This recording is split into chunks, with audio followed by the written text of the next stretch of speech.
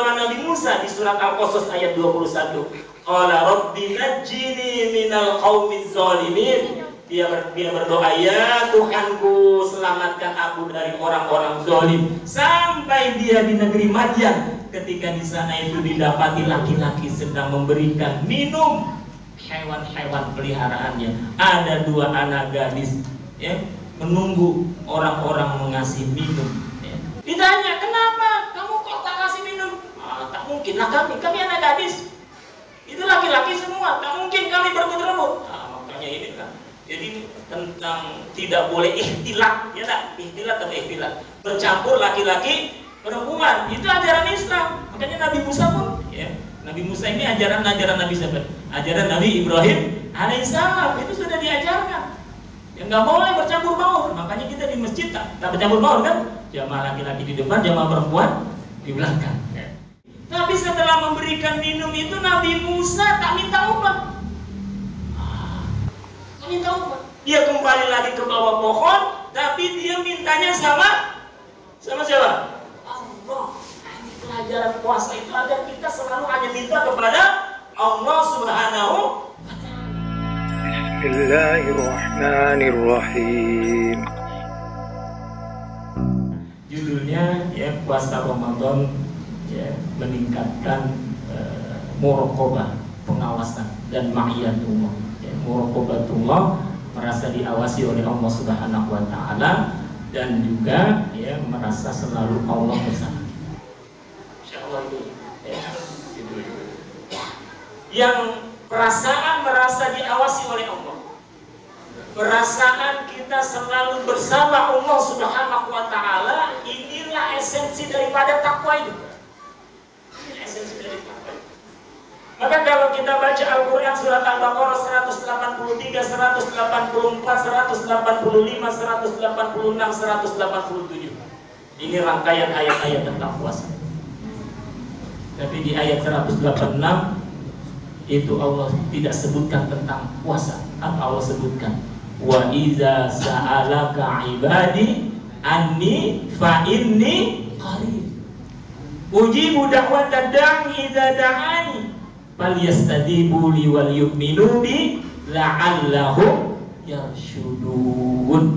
Jika hamba-hambaku bertanya kepada engkau ya Nabi Muhammad, katakan aku dekat. Allah itu dekat seperti itu. Qarib. Bagaimana dekatnya? Allah sampaikan ya, aku mengabulkan doa orang yang bertakwa dengan syarat dia beriman dan memenuhi perintah-perintah. Maka Bapak Ibu jamaah rahimakumullah, inilah yang ditanamkan ya melalui tarbiyah Ramadan ini. Perasaan kita merasa diawasi oleh Allah Subhanahu wa ta'ala, perasaan bahwa Allah selalu bersama kita. Allah huwa ma'akum ainama kuntum. Dia Allah bersama kita di mana saja kita berada. Ketika ramai Allah bersama kita, ketika kita sendirian Allah bersama. Makanya puasa tadi panas ya. Di sini panas nggak? Kirain di Goba sama di Tenayan aja, di sini tak panas. Di dalam masjid kayak sejuk ya. Alhamdulillah. Infaknya kuat ya kita, karena terkait dengan listrik kan. Nah jadi itu panas luar biasa siang tadi puasa, haus kita. Tapi kita masuk kamar sendiri, tak nampak suami, tak nampak istri, tak nampak anak, tak nampak ayah, tak nampak ibu. Tak berani kita minum. Kenapa tak berani minum? Karena kita yakin Allah melihat, kita yakin Allah bersama. Perasaan inilah yang harus terus ada. Buah daripada tarbiyah Ramadan ini. Maka ketika Rasulullah SAW bersama Abu Bakar Siddiq radhiyallahu anhu, ketika lolos rumahnya dikepung, mau dibunuh, kemudian ya mau berangkat ke Madinah, hijrah Yasrib yang kemudian bernama Madinah, untuk mengecoh ya orang-orang kafir Quraisy, usaha secara manusia itu Nabi Muhammad itu ya lawan arah, berlawanan arah, tak jalan yang biasa. Itulah kemudian sembunyi di gua Sur. Gua Sur ya. Mudah-mudahan sampai ke Gua Sur. Amin. Kalau Gua Hiro beberapa kali bisa naik kita ya. Gua Sur saya belum pernah. Karena curam dia. Kalau Gua Hiro itu adalah. Tapi sudah sembunyi di Gua Sur yang curam itu tetap saja kafir Quraisy itu ingin membunuh. Sampai-sampai apa kata Abu Bakar Siddiq radhiyallahu anhu, ya Rasulullah, kalau seandainya mereka melihat ke arah kaki saja nampak kita. Sedih Abu Bakar. Sedih Abu Bakar bukan berarti takut mati, tidak, tapi khawatir dengan keselamatan Rasulullah SAW. Saat Abu Bakar sedih itu, takut itu apa yang disampaikan Nabi. Ya Abu Bakar, la tahzan, innallaha ma'ana. Wahai Abu Bakar, jangan bersedih, sesungguhnya Allah bersama kita. Tiba-tiba aja di depan pintu gua ada sarang laba-laba, jalan keluar. Wa may yattaqillaha yaj'al lahu makhraja. Barang siapa yang bertakwa kepada Allah, itu diberikan jalan keluar yang tidak pernah disangka. Orang-orang yang bertakwa itu selalu berharap rizki hanya kepada Allah Subhanahu wa ta'ala. Walaupun dia dalam keadaan susah, walaupun dia dalam keadaan sulit sekalipun, tapi ketika dia menolong seseorang, dia tak minta imbalan dari orang dia tolong itu, tapi dia hanya minta kepada Allah Subhanahu wa ta'ala. Ini Allah kisahkan ketika ya Nabi Musa. Saat itu belum jadi nabi, ya. Saat Nabi Musa itu lari dari Mesir. Kenapa lari dari Mesir?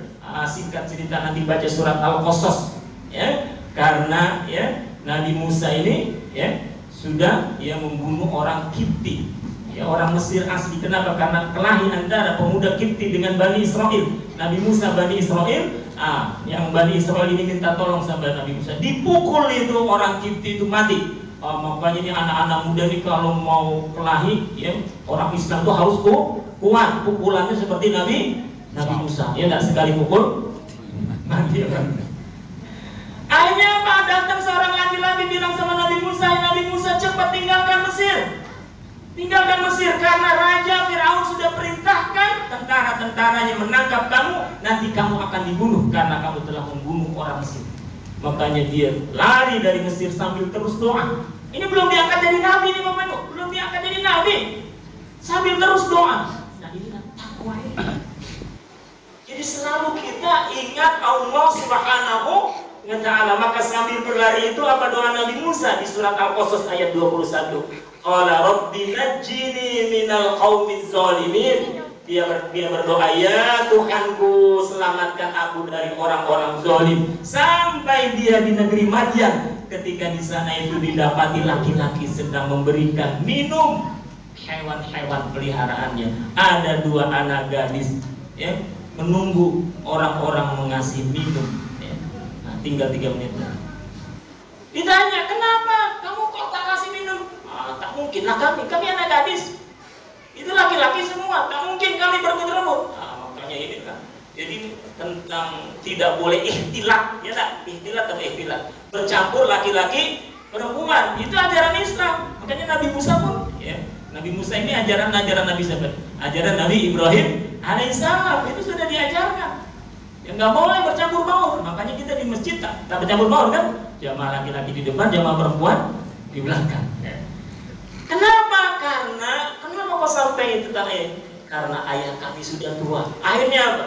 Di ayat 24-nya, fasaqalahuma summa tawalla ila zilli faqala rabbi inni lima anzalta ilayya min khairin faqir. Dikasih minum, ya, hewan-hewan ternak 2 anak gadis ini. Tapi setelah memberikan minum itu Nabi Musa tak minta upah. Tak minta upah. Dia kembali lagi ke bawah pohon, tapi dia mintanya sama siapa? Allah. Ini pelajaran puasa itu agar kita selalu hanya minta kepada Allah Subhanahu wa ta'ala. Apa doa di sini? Rabbi,